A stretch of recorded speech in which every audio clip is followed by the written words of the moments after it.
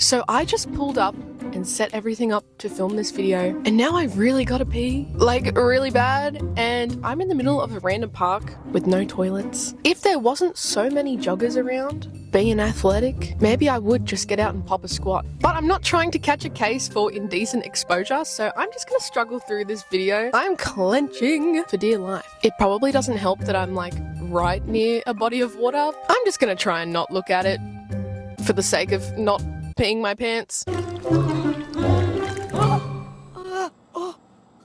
Hello guys, welcome back to my channel. Today I'm going to be doing a bit of yapping, if you will, my favorite activity. So recently I went on a road trip to meet influencers that I've literally never met in my life. I went on a whole ass road trip to go and meet some influencer girlies, but these influencers weren't completely random, right? I have known of them and they have known of me for like a year or two. We had followed each other on Instagram and YouTube for many moons. So when the birthday girl, Tamarah Jane Fitzgerald, I'm using her full legal name, I'm calling you out, girl. No. When Tamara asked me to come and attend her birthday event, I was kicking my feet, twirling my hair, because it truly felt like I was one of the cool girls now. I got invited to her birthday party with her influencer friends.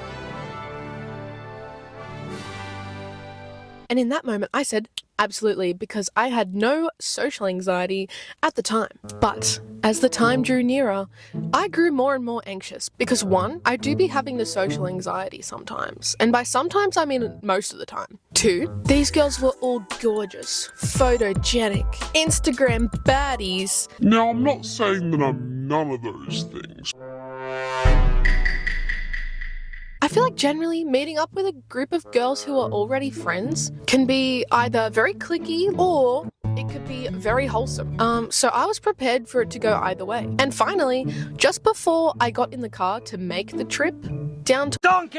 Oh my god, wait. I probably shouldn't say like where she lives. That is doxing. As I get in the car, preparing to drive the 3 hours to Tamarah's location, the thought occurred to me, I could get murdered.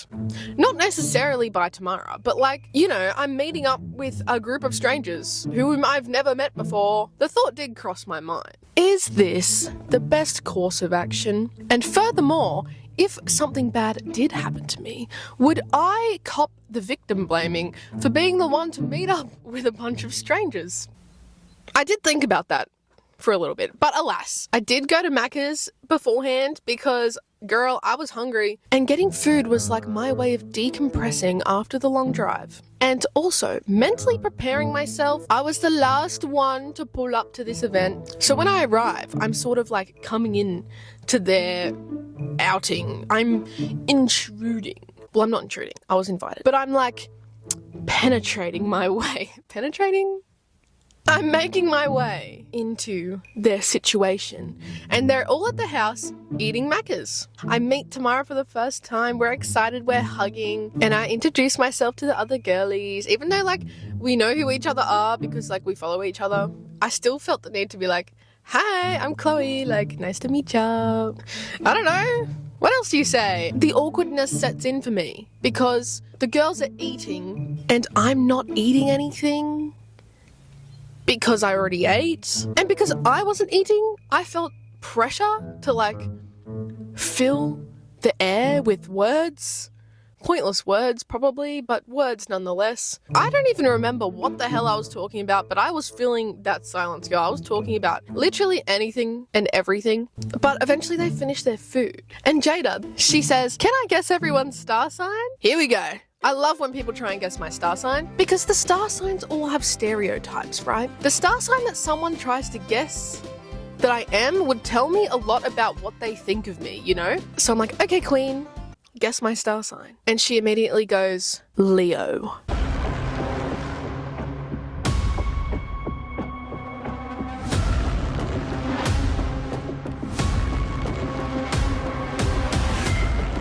Now, Leo is not my star sign. I am in fact a very proud Aries, woman. But when she guessed Leo, I was filled with joy. And you know why? Because Leos are meant to be confident and like loud and like they're meant to have the air of confidence and like main character energy. So when Jada said that she thought I was a Leo, I was like, maybe I do better in social situations than I thought I did. I must come across confident, even though on the inside I'm about to pass away from anxiety. So I was like, thank you, girl. Thank you for saying that. I feel 100 times better about my presence in the room right now. Why am I holding this microphone with my pinky up? Have I been doing that the whole time? That's very British of me, yeah? Anyway, we had the cutest little sleepover ever that night. I didn't take any footage because I was nervous. Basically, Tamara set up a projector in her room and we were all in there having like a sleepover and we watched 10 Things I Hate About You, which is like a classic 2000s movie. It was so cute and wholesome and perfect. That was such a cute little sleepover vibe. The next morning, we ran a few errands together. We went for breakfast. I did get some footage of the girls and I in Tamara's car and at brunch. So here it is. Get a taste of the vibes. Yeah. That is cool. What is that? This camera is Canon. sick. What is it? Is that a wide length? Yeah. So like, Give me. How much was this? Anyway, guys, we made it. So this is Tamara, the birthday girl. Hi. We've got Jada in the front seat and we've got Coco in the back and we're going to brunch. Hell yeah! I'm vlogging a portion for Chloe. We're at the Pink Flamingo and It's 3 flamingos. we're at the 3 flamingos actually. this is what it's like to hang out with influencers. Gotta do it for the gram, you know what I'm saying? It does say. We went shopping and got our alcohol and everything for the crazy night ahead. We're shopping for makeup. Here's our little Here's OTDs. our fit. Our little fit checks. Slay. I can't even lift my legs in this dress.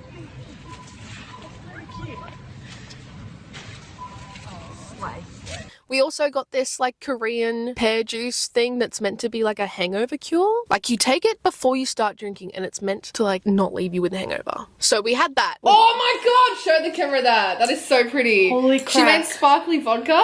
There's too many cameras going. Hey guys. Sorry. Hey, we're going out tonight and we decided to pick up these Korean pear hangover tonic things. We're all going to give them a taste test and we're going to see if they actually work because we are planning to get wacko wasted tonight. Even I, I wasted. We're all getting wacko wasted. Cheers. I can't do it. 3, 2, 1. Bottoms Salute. up. That's Oh. fucked. So that night, the rest of Tamara's friends came over. For some reason, when I drink and I'm around a lot of people, I always try to make people laugh and I always try to be a good time. And it was extra amplified by the fact that I didn't know any of Tamara's friends either. So I felt like pressure to be funny and I thought I could do the worm. Someone's gonna do the worm! Someone do the worm!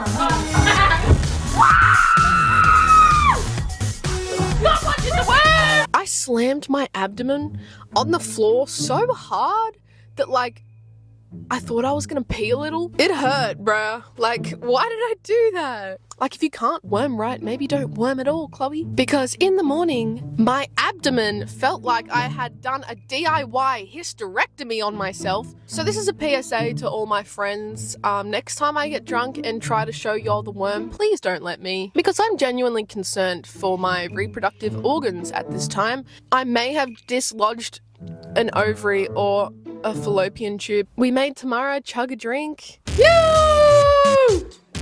Damn, she throat goated that. Don't say Filmed this amazing birthday message for Tamara on her camera. Happy birthday, Tamara! You have the most beautiful gyat I've ever seen. No, don't look. It's a private message, actually. And we're about to go live it up. Happy birthday! Happy motherfucking birthday! Just a reminder, I'm in a foreign city. I've never been here before in my life, so I'm really excited to see what the nightlife is like. We're about to bust up in this club. I want to dance. I want to have a good little boogie sesh with the birthday girl Tamara, and I was pretty tipsy by this point. So we're dancing in a group with all Tamara's friends. The way I like to dance when I'm super drunk is not sexy. I'm purely dancing for laughs at that point, which means you bet I was busting out the sprinkler and like the lawnmower. I start crumping. I'm doing every abomination of a dance move you can imagine, right? Because there was this point in time after just chatting with the girlies that I scan the crowd and I lock eyes with this very fine man. And we must have been picking up what each other were putting down because he makes his way over through the crowd. And then he comes up to me. We had a little chat, you know, the vibes. But like, not one of those cute chats. Like, it was a dance floor and the music was loud. How's your night doing? Good. How's your night doing? You know. Club romances are so interesting. He says he's going off to buy me a drink. And like, if there's anything I'm a hoe for, it's a free drink. I love a free drink. In this economy, I'm not saying no to a free drink. So he makes his way through the crowd to go and get a drink. But I also sort of forgot about him. And like, I started dancing crazy again. I don't even know. At some point, he started making his way back through the crowd towards me with 2 drinks in his hand. You know, one for me, I assume, and one for him. I think he saw the way I was dancing, like this, probably, and he literally just turned around with the drinks and walked off again.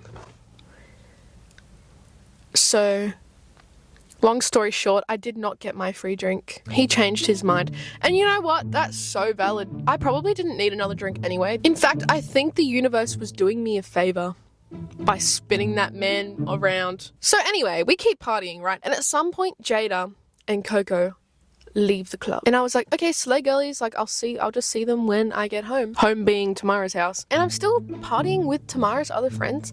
And then at some point in the night, I realized that I hadn't seen Miss Tamara Jane Fitzgerald in probably like 30 minutes. Maybe it was a bit more than that. It was enough for me to wonder, like, is Girlie okay? Because I haven't seen Girlie in a hot minute. So I whip out my phone and I'm like, hey Girlie, like, are you okay? Can't find you. Hee. I can't find you. Is she in danger? I'm thinking all of these scenarios while I'm still on the dance floor with her friends. I'm trying to still keep up the energy. I'm trying to still keep up my dance skills. And then my phone lights up in my hand and I see that she had replied and she said, sorry girlie, I'm at home. What do you mean you're at home? That means I'm at the club in a foreign city, as drunk as a sailor, virtually on my own, no planned way home. What? She left without me? They left without me. And not gonna lie, I was a little bit taken aback. Like, never in my life had I been left alone at the club. Usually when you go out with girls, like, you at least stick with someone. So I make my way out of the club. I'm pretty sure my fake eyelashes had lifted up at the corners. I was looking like I had a rough night. And I pull up my phone to order an Uber. And for some reason, Uber doesn't want to take me home. For some reason, Uber wouldn't accept my card. It kept saying that my card was invalid. What do you mean my card is invalid? I use this card all the time. In fact, I had paid with this very card for all the alcohol that was currently inside me. I know this card is not invalid, Uber. So why are you being an op?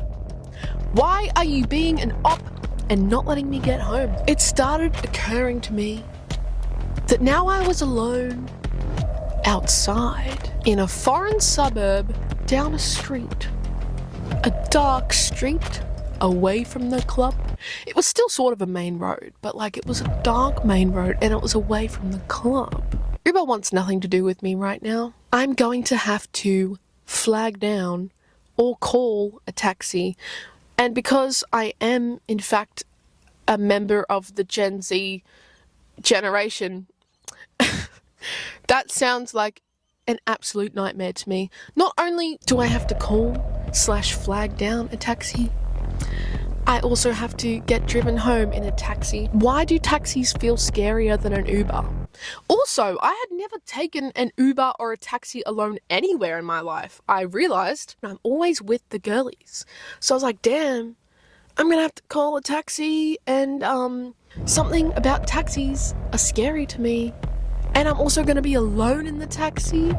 And also, the city in which we were is really not that far away from that forest that notorious serial killer Ivan Mallette used to dump all his bodies. And like, I knew that Ivan Mallette is dead, alright? I knew that. But also, what is stopping someone else from dumping my body in that very same forest? It's clearly a good forest for it. Copycat killers exist, right? Either I could walk home and get abducted and disposed of in that forest, or I could taxi home and get disposed of in that forest. So it really came down to whether I wanted to walk to my death or be driven to my death. And because I'm lazy, I chose to be driven to my death. So I did, in fact, call a taxi. I tried to be the most polite passenger ever because maybe if I'm super friendly and polite, I wouldn't get murdered. So I did that. Not that I wouldn't do that anyway. Be nice to your taxi driver. I sat in the back seat like this. I sat in the back seat as if that car was my tomb, driving me to my grave. But he did, in fact, pull up at Tamara's house and unlock the door. So I did get out. And obviously I'm still alive. I'm still alive, guys. I survived a taxi ride. I hope you are proud of me, Mum. What? Anyway, so I pulled up at Tamara's house. She's there. She's really drunk. As she should be, birthday queen, slay. And let me clear something up before I make Tamara sound like a bad friend for leaving me in the club. It wasn't really her fault. We talked about it the next morning, and she said that she got a lift home from the club from her friend. And she said the worst part about it was that she thought I was in the back seat with her. That's how drunk she was. She thought I was in the back seat with her and that we were going home together. So it's not really her fault. She didn't leave me there on purpose. And we just sat in bed and laughed about that for the longest time. I don't have any hard feelings. If anything, it made for an interesting story. Tamara and I took some really cute photos together. I'm so glad that we have photos together now. And if anyone is wondering about the Korean pear juice, I don't know if it's a placebo or not, but it low-key worked, okay? I was not hungover the next morning, and I should have been hungover. With the amount of alcohol I consumed, I should have been hungover the next morning, but I wasn't. And I made the 3-hour drive home that afternoon, and I was fine. I was fine. It did taste kind of rank though. It was like baby food. So yeah, that's it for my little vlog story time yap session. Thank you for coming along and listening, and I will see you guys in the next one.